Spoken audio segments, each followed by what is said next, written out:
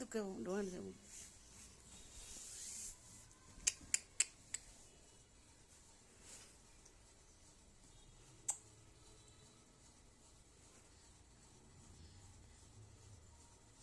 Merima tata তুমি এদিকে পাশে এসো